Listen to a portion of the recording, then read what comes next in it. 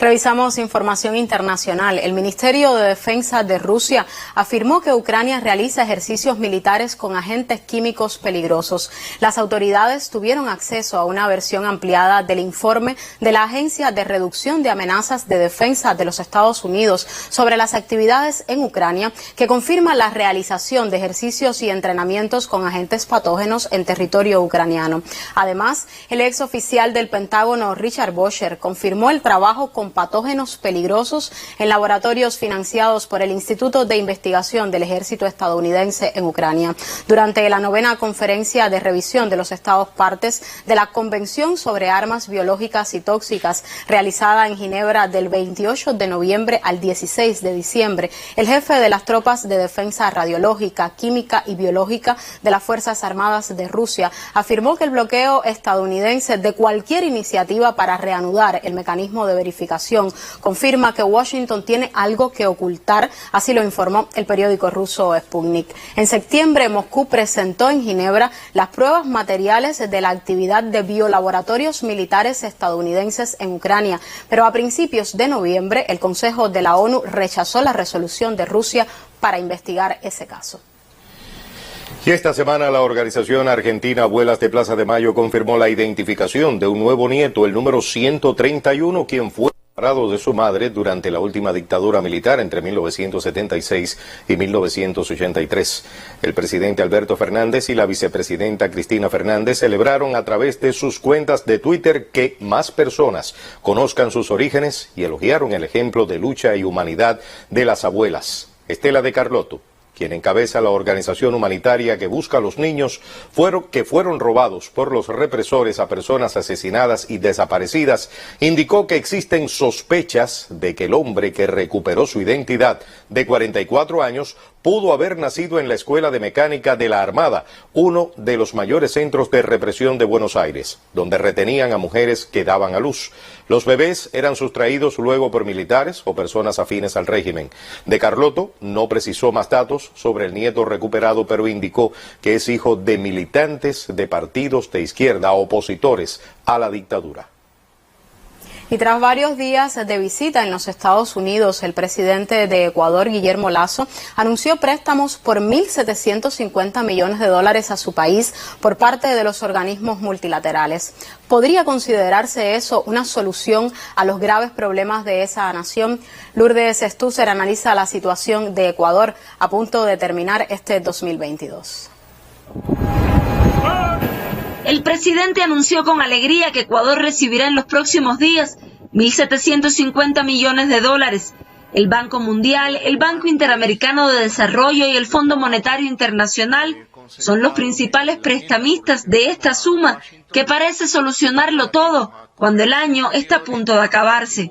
Sin embargo, en los días pasados, las charlas de Guillermo Lasso en la OEA y en fundaciones dedicadas a defender el capital y su encuentro con Joe Biden no acaban de surtir el efecto mágico que una política enfocada en los milagros ha pretendido. Durante todo el año, el Ejecutivo ha tenido que lidiar con un incremento del crimen organizado que no ha dudado en poner al país en vilo con atentados a policías y amotinamientos en las cárceles. Añadamos un aumento de la delincuencia a domicilio y la expansión del mercado de la droga, y la fórmula del miedo está completa. Esta crisis de seguridad, que ha querido solucionarse comprando patrulleros, expresa algo más sobre el momento que vive el Ecuador, porque en el fondo el presidente conoce y a veces deja caer que mientras no haya más empleo, esto no tiene arreglo, porque sabe que en los barrios más pobres del país, la gente que no tiene trabajo se deja contratar por las mafias para poder comer.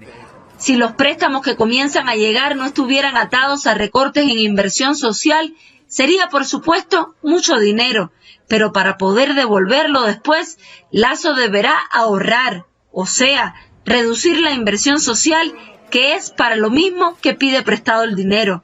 Los economistas han dicho que en el 2023 Ecuador tendrá su primer superávit fiscal en muchos años, o sea, que tendrá más ingresos que gastos. ¿Querrán decir acaso que se vienen meses con más recortes? Este fin de año, el presidente enfermo que lucha a la vez contra el cáncer y contra los narcos tendrá que planificar algo más que un milagro. Desde Quito, Ecuador, Lourdes Estúcer, Sistema Informativo de la Televisión Cubana. Continuamos con temas internacionales. Al menos 15 personas han muerto debido a la ola de frío que golpea a Estados Unidos. La cadena CNN reporta que las víctimas perdieron la vida en accidentes relacionados con las malas condiciones del tiempo.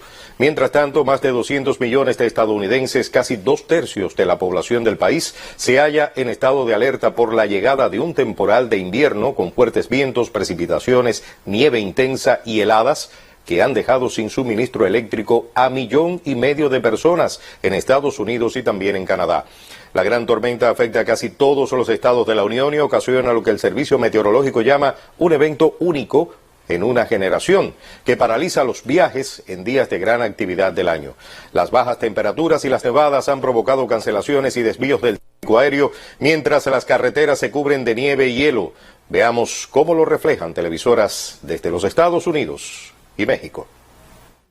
Gran parte de Estados Unidos se enfrenta un clima de extremo frío por la entrada de una ola polar desde el sur de Canadá que provocó el cierre de rutas y aeropuertos a 2 días de Navidad. Nueva York, Oklahoma, Kentucky, Georgia y Carolina del Norte son algunos de los estados que se encuentran bajo emergencia. Se estima que la ola de frío llegue hasta el sur de Texas.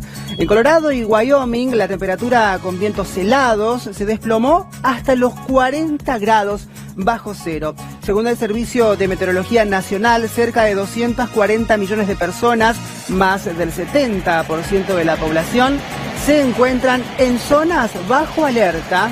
El presidente Joe Biden instó a los ciudadanos a tomar precauciones y calificó a la tormenta como una amenaza para la población. Este viernes se congeló todo el estado de Chihuahua por el Frente Frío 19 que bajó de los Estados Unidos. En algunas calles el hielo parecía nieve. Yo creo que desde que comenzó este tiempecito del frío, a veces el peor. Las tuberías en casas y parques se congelaron. Juárez amaneció a 6 bajo cero, con una sensación térmica de -11. Está muy helado, está muy frío, no se aguanta. Decían que solo arriba del camión se aguantaba el intenso frío. ¿Cómo está aquí calientito? ¿Cómo viene, señora? Los Indomables en el Chamizal fue el sitio más visitado. Los fronterizos de Chihuahua, Texas y Nuevo México llegaron todo el día a tomarse la fotografía.